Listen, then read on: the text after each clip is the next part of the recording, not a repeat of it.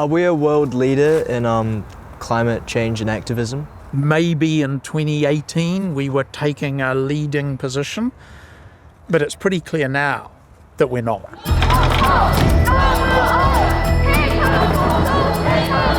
There's 20 countries way ahead of us already in reducing their greenhouse gas emissions.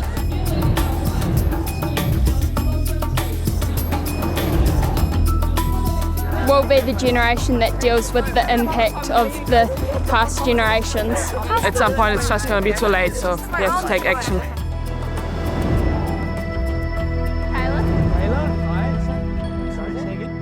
The role of the Climate Change Commission is to provide advice to the government. Right. It's not to advocate for particular policies. It's to say, here's the science, here's the modelling, here are some directions of public policy that you could choose that would be consistent with achieving a low emissions future. The role for advocacy and activism is not the role of the Climate Change Commission. Right. That doesn't mean there isn't an essential part in society for advocacy and activism. As of the beginning of this week, we gave advice to the government. Here's a budget for emissions in New Zealand that would be consistent with getting to our targets by 2050. So could you maybe, tell us about that and give us a little deep dive on what that really entails? What that entails is a lot of stuff being done before 2036. Right. That entails building a lot more electricity generation for wind and solar.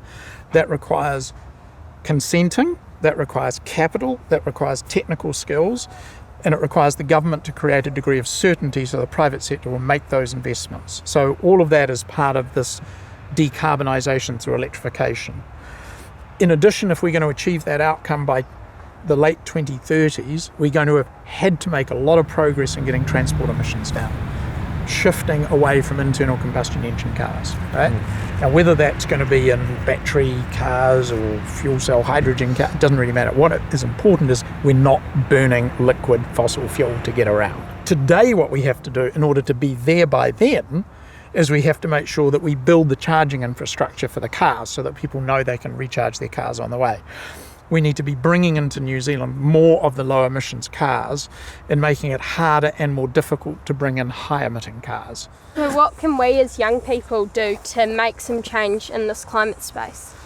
I reckon there's 4 things all of us can do, not just because you're young, but all of us can do. One is exactly what you're doing, is become informed. Don't let the rabbit holes of pseudoscience distract. From the big issue is we have to stop the combustion of fossil fuels in the open air. Whether that's to make milk powder, to drive cars, to heat homes, we've just got to stop it, right? Secondly, having become informed, do what you do. Talk to your peer group, talk to your parents, talk to your future employers, talk about it. Thirdly, every time you buy something, the system is designed to put that thing back on the shelf, right? If you buy an internal combustion engine, the system will make another one. If you take a long-haul flight to have a holiday in Fiji, the system will give you another plane to fly on, right? So every time we buy something, we are voting for more of that thing. So if you want things to change, make sure you, your family, your friends stop buying the bad stuff and buy the good stuff.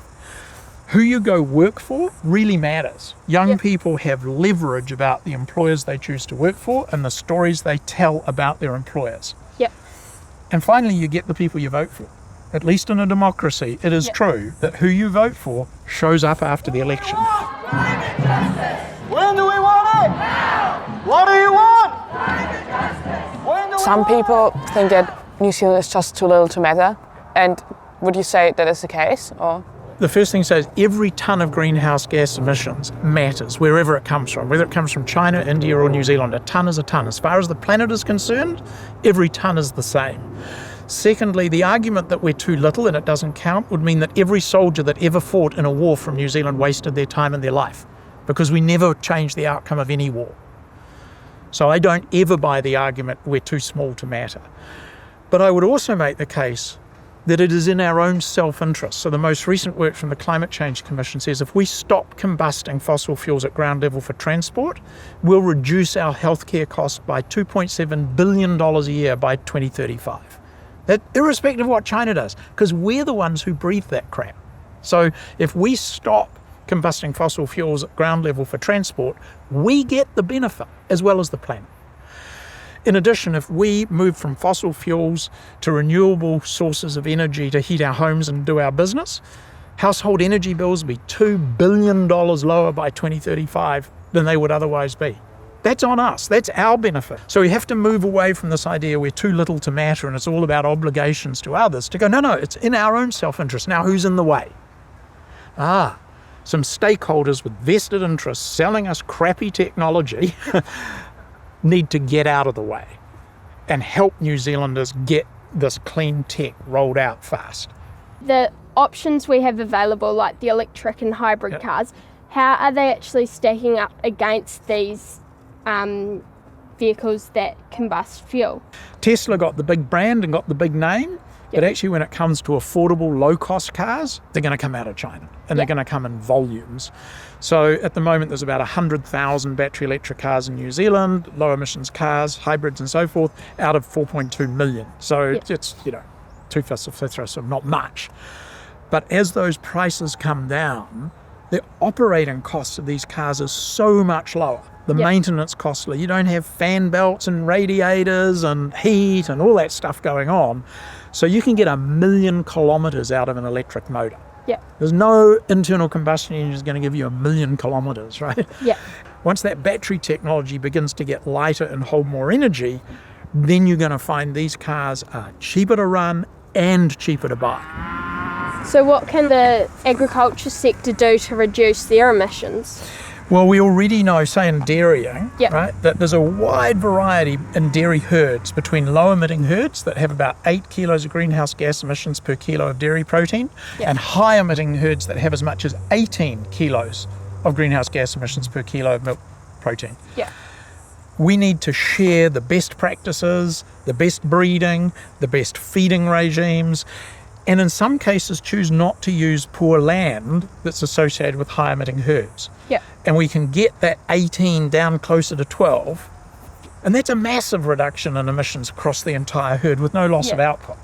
So how do you think is the government going? So it's early days for the government.